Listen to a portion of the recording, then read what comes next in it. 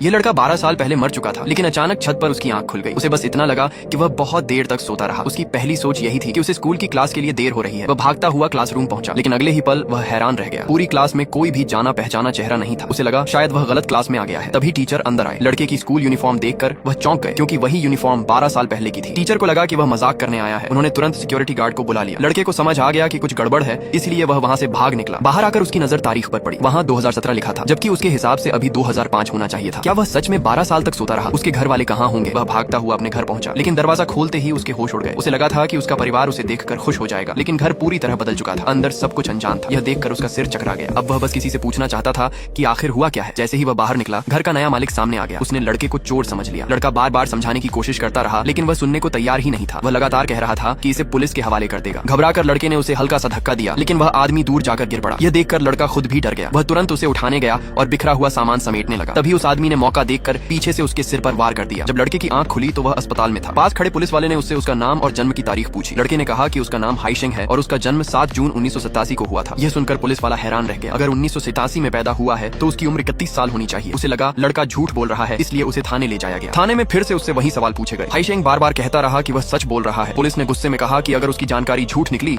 तो उसे नहीं छोड़ेंगे, लेकिन जब रिकॉर्ड चेक किया गया तो उसकी सारी जानकारी बिल्कुल सही निकली। बस एक बात ने सबको चौंका दिया। सरकारी रिकॉर्ड में उसके नाम के आगे लिखा था कि वह 12 साल पहले मर चुका है। यह देखकर पुलिस वाले भी सन्न रह गए। उन्होंने तुरंत अपने बड़े अफसर को यह अजीब मामला बताया। उधर हाइशेंग बाथरूम में मुंह धोने गया। तभी उसने देखा कि उसके माथे का घाव पूरी तरह गायब हो चुका था। वहाँ एक छोटा सा निशान भी नहीं बचा था। अब उसे खुद भी समझ नहीं आ रहा था कि उसके साथ आखिर हो क्या रहा है। जैसे ही वह बाथरूम से बाहर निकला, सामने एक पुलिस वाला आ गया। उसने हाइशेंग की नेम प्लेट देखी और डर के मारे जम गया। वह बोला, तुम हाइशेंग? लेकिन हाइशेंग तो 12 साल पहले मर चुका था। उसकी आवाज भी बिल्कुल पहले जैसी थी। पुलिस वाला पूरी तरह घबरा गया। उसे याद आया कि आज ही हाइशेंग की मौत की बरसी है। कहीं उसके सामने कोई भूत तो नहीं खड़ा। उसी समय हाइशेंग ने भी उसकी नेम प्लेट देखी और पहचान लिया। वह उसका स्कूल का दोस्त हाओफांग था। लेकिन हाइशेंग कुछ बोल पाता उससे पहले ही हाओफांग की आंखें पलट गईं और वह बेहोश होकर गिर पड़ा। जब हाओफांग को होश आया तब दोनों एक नूडल्स की दुकान में बैठे थे। हाओफांग सामने बैठे हाइशेंग को देखता ही रह गया। उसे अब भी यकीन नहीं हो रहा था कि यह सब सच है। उसने हाथ लगाकर देखा। जब उसे हाइशेंग के शरीर की गर्माहट महसूस हुई तब जाकर उसे यकीन हुआ कि उसका दोस्त सच में जिंदा है। तभी हाइशेंग ने पूछा, मेरी गर्लफ्रेंड जिंगयुआन कैसी है? इन 12 सालों में वह ठीक तो रही? ये सुनकर हाओफांग ने नजरें झुका ली। उसने धीरे से कहा, हमारा उससे पिछले 12 साल से कोई संपर्क नहीं है। वह अब कहाँ है और कैसी है मुझे कुछ नहीं पता। यह सुनकर हाइशेंग और भी उलझ गया। जो लोग कभी एक दूसरे के सबसे करीब थे वे आज इतने दूर कैसे हो गए? तभी हाओफांग ने उससे पूछा, क्या तुम्हें सच में उस दिन की कोई बात याद नहीं? हाइशेंग ने उस दिन को याद करने की कोशिश की। उस दिन भी वह हमेशा की तरह सुबह जल्दी उठा था। उसने अपने भाई बहन के लिए नाश्ता बनाया, उनका ख्याल रखा और फिर जिंगयुआन के साथ स्कूल चला गया। उस दिन उसका जन्मदिन था, इसलिए उसने हिम्मत करके जिंगयुआन से एक किस मांगी, लेकिन उसने उसे डांट दिया। इसके बाद वह अपने छोटे भाई के लिए खाना लेकर गया। वहाँ उसने देखा कि कुछ लड़के उसके भाई को परेशान कर रहे हैं। यह देखकर हाइशेंग का गुस्सा फूट पड़ा और वह सीधे उन लड़कों से भिड़ गया। तभी बाकी छात्रों ने बीच में आकर दोनों को अलग कर दिया। हाइशेंग गुस्से में बोला कि वह उन्हें कभी माफ नहीं करेगा। अच्छी बात यह रही कि हाओफांग उसे समय पर वहाँ से ले गया, नहीं तो मामला और बिगड़ जाता। रात को जिंगयुआन चुपके से हाइशेंग के घर गई। वह उसके लिए जन्मदिन का सरप्राइज तैयार करना चाहती थी। तभी हाइशेंग का फोन आया कि वह उससे मिलने आ रहा है। जिंगयुआन ने झूठ बोल दिया कि उसका बटुआ आर्ट क्लास में रह गया है